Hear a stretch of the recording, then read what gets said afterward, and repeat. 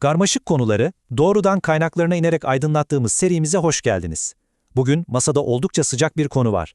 Amerika neden Venezuela'yı hedef alıyor? Şimdi son zamanlarda olan bitene bir bakalım. Amerika Birleşik Devletleri Karayiplere 15 binden fazla asker yığdı. Sadece asker de değil, bir uçak gemisi ve hatta bir nükleer denizaltından bahsediyoruz. Ve bu sakın yanlış anlaşılmasın, öyle rutin bir devriye falan değil. Hayır, bu bölgede son 30 yıldır gördüğümüz en büyük, en kapsamlı askeri yığınak. 1989'daki Panama işgalinden bu yana böyle bir şey yaşanmamıştı. Peki Washington ne diyor bu işe? Resmi açıklama, uyuşturucu kaçakçılarıyla mücadele. Ama operasyonun büyüklüğüyle şöyle bir bakınca insan sormadan edemiyor. Acaba hikayenin tamamı bu mu? Gelin hep birlikte bu işin derinine inelim. İşe buzdağının görünen kısmıyla, yani Venezuela'ya yönelik bu inanılmaz baskının resmi gerekçesiyle başlayalım. Uyuşturucu. Amerika'nın pozisyonu çok net. Diyorlar ki Venezuela Devlet Başkanı Maduro bir suçlu, bir çetenin lideri. Hatta onun Güneşler Karteli dedikleri yapıyı resmen terör örgütü ilan ettiler. Yani bu meseleyi adeta ahlaki bir savaş gibi sunuyorlar. İşte burası çok ilginç. Çünkü rakamlara baktığımızda bambaşka bir tablo çıkıyor karşımıza. Birleşmiş Milletler raporları ne diyor biliyor musunuz? Amerika'ya giden kokainin çok ama çok küçük bir kısmı, sadece %8'i Venezuela'dan geçiyor. %92'si başka rotalardan geliyor. Hatta işin daha da önemli bir yanı var.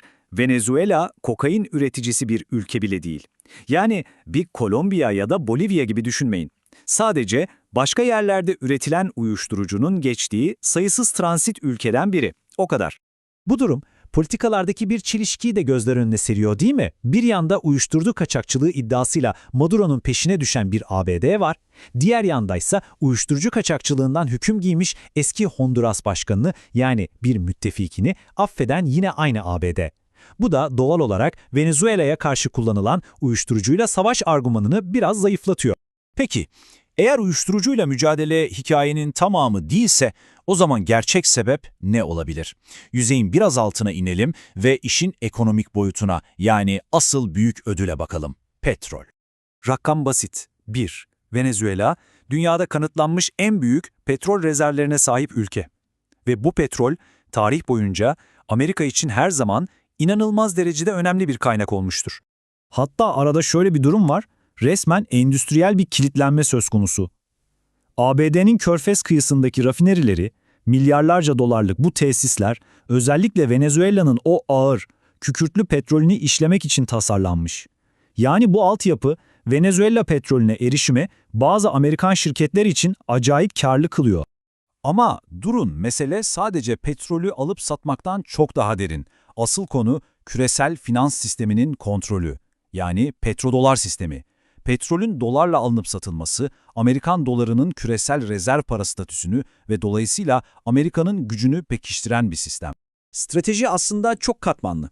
Şöyle düşünün, eğer Venezuela'nın devasa rezervlerini kontrol edebilirseniz, küresel petrol fiyatlarını aşağı çekebilirsiniz. Bu ne demek? Petrol ucuzlar ve dünyanın yenilenebilir enerjiye geçişi yavaşlar.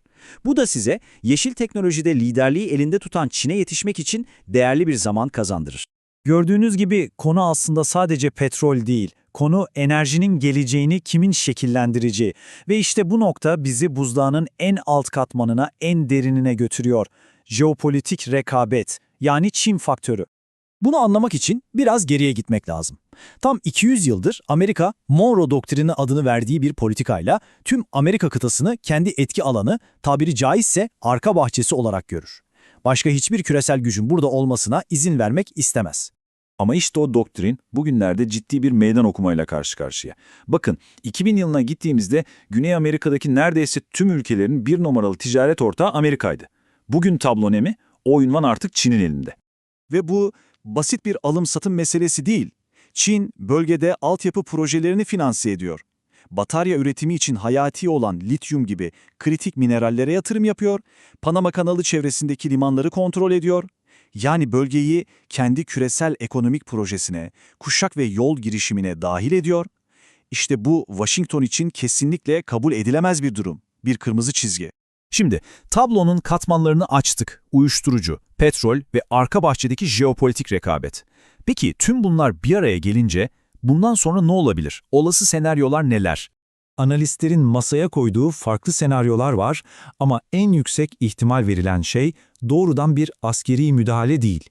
Bunun yerine Maduro üzerinde öyle yoğun bir baskı kurulması hedefleniyor ki sonunda pes edip Amerikan çıkarlarıyla aynı hizaya gelsin. Böylece tek bir kurşun bile atmadan hem Çin'in hem de Rusya'nın bölgedeki etkisi ortadan kaldırılmış olur. Bütün bu olan biten aslında aklımıza çok daha büyük bir soru getiriyor. Biz şu anda sadece Venezuela özelinde bir krizi mi izliyoruz?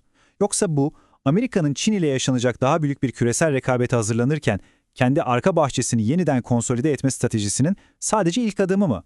İşte bu üzerinde düşünmeye değer bir soru.